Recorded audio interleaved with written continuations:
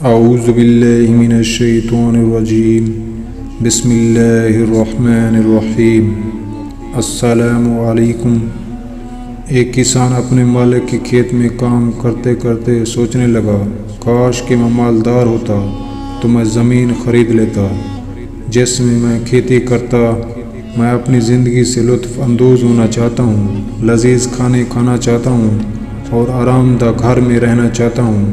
اچانک کسی کی آواز سن کر وہ چونک پڑا، جو اعلان کر رہا تھا کہ بادشاہ سلامت ان کھیتوں کے پاس والے راستے سے آئندہ ہفتے گزریں گے اور سبھی کسانوں کے لیے ضروری ہے کہ ان کے لیے استقبال اور ان کو سلام کرنے کے لیے صف بستہ ہو کر کھڑے رہیں۔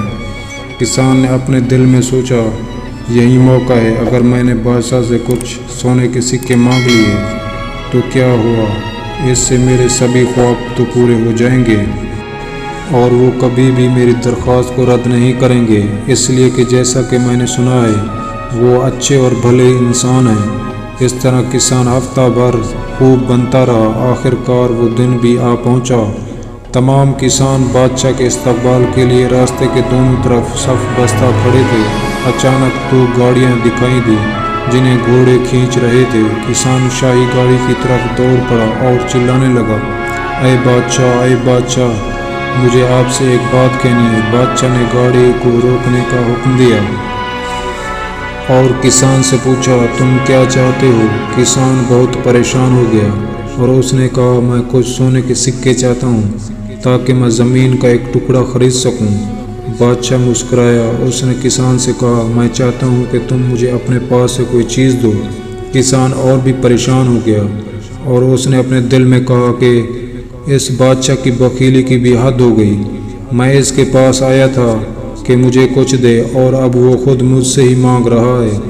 کچھ دیر سوچنے کے بعد اس نے چاولوں سے بھری ہوئی ایک تھیلی سے جو اس کے ہاتھ میں تھی، چاولوں کا ایک دانہ نکالا اور اسے بادشاہ کو دے دیا۔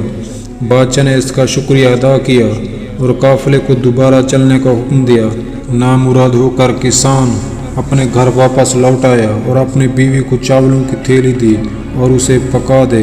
اچانک اس کی بیوی چلائی کہ مجھے چاولوں کے بیچ اصلی سونے کا چاول کا ایک دانہ ملا ہے۔ اب کسان انتہائی تکلیف سے چیخ پڑا، کاش کہ میں نے بادشاہ کو سارے چاول دے دیے ہوتے۔ یہی مثال دنیا اور آخرت کی ہے۔ یہاں ہم جو کچھ اللہ کی راہ میں خرچ کریں گے، آخرت میں جس کا اجر و ثواب دیکھیں گے کہ کاش ہم نے سارا مال ہی راہ خدا میں لٹا دیا ہوتا۔